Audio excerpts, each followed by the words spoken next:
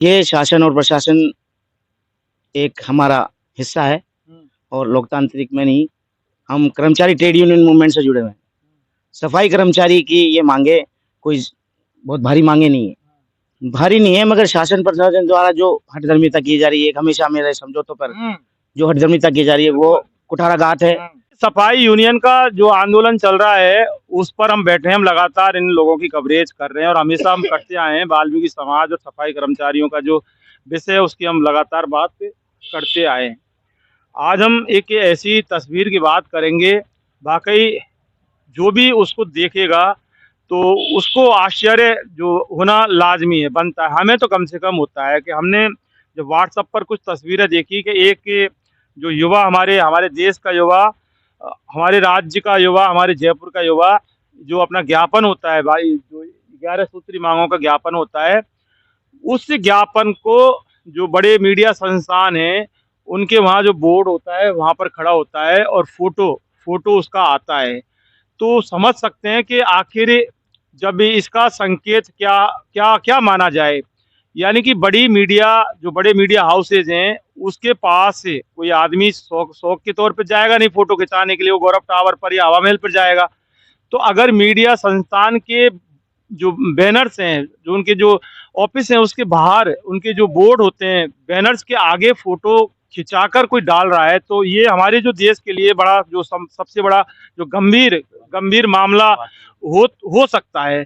तो ये बंदा हमें आज मिल गया, हम इनसे बात करेंगे और बाकी जो मीडिया ने किस तरह से हालत से हमारे देश की है और आगे क्या कुछ होने वाला है, उसके बारे में बात करेंगे। इनसे बात करते हैं। आपका नाम क्या है बताओ? सुरेश कुमार डाबोडिया। तो सुरेश कुमार डावोडिया, आप वहाँ पर गए, क्यों गए थे आप वहाँ? मैं संयुक्त वाल्मीकि एवं सफाई श्रमिक संघ यूनियन का एक छोटा-सा कार्यकारी सदस्य हूँ हुँ, और इस यूनियन में रहते हुए वाल्मीकि समाज के युवाओं के लिए, सफाई कर्मचारियों की आवाज़ के लिए, उन सफाई कर्मचारियों की माँगों के लिए, हक और अधिकार के लिए मैं हमेशा मीडिया में देश के चौथे स्तंभ, जिसे मीडिया प्रेस कहते हुँ, हैं, हुँ, उसके पास जाकर अपने वाल्मीकि समाज की और सफाई कर्मचारी के हक अधिकार की आवाज़ को बुलंद करने के लिए और शासन और प्रशासन को उस आवाज़ को पहुँचाने के लिए मैं मीडिया में जाता हूँ। मीडिया मीडिया के प्रेस रिपोर्टर के पास जाता हूँ। हमेशा वह हमारा आत्म-सम्मान रखते हुए, हमारे को मान-सम्मान देते हुए हमारी रिपोर्टिंग करते हैं और प्रेस मीडिया में आती भी है। उनका तहे दिल से धन्यवाद क्योंकि हमेशा देश का जो चौथा स्तंभ है, हमारी वाल्मीकि समाज के सफाई कर्मचारी की मदद करता है।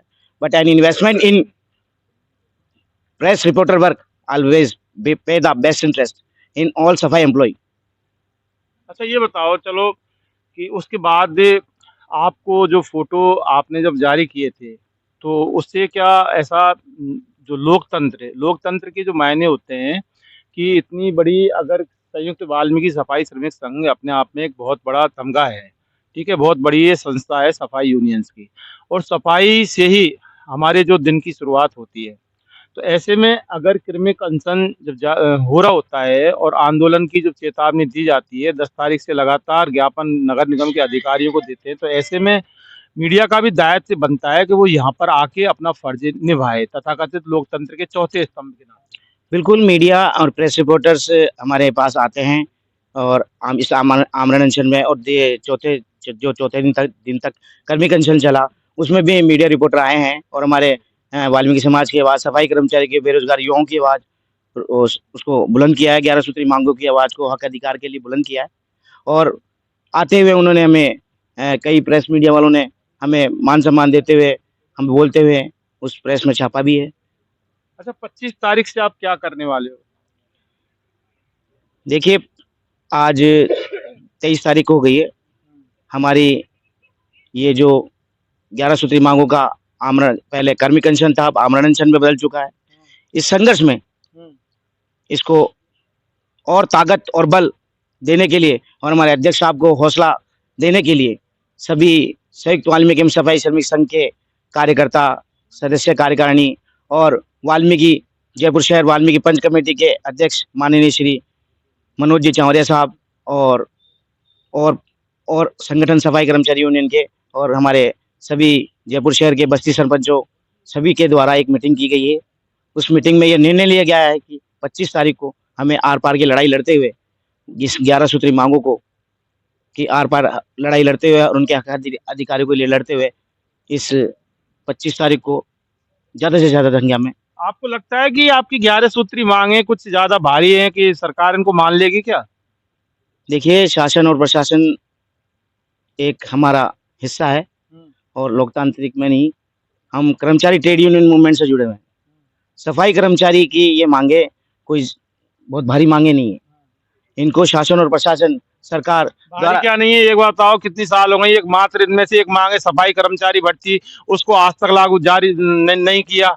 दूसरी बात कोर्ट, हम बता रहे हैं आपको, आपसे बुलवाएंगे। भारी इसलिए है कि एक जो सफाई कर्मचारी भर्ती है वो उसको पूरा नहीं किया, कोर्ट केस वालों की नहीं की, और उनके अलावा 9 मांग और है। आप कह रहे हो भारी, एक मांग देने में तो उनको जोर आता है सरकार को, और आप 11 मांग भारी नहीं है सरकार को, बताओ।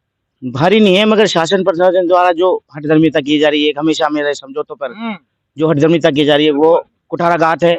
इसीलिए हमारे द्वारा हमेशा हड़ताल और आंदोलन उग्र रूप लेता जा रहा है।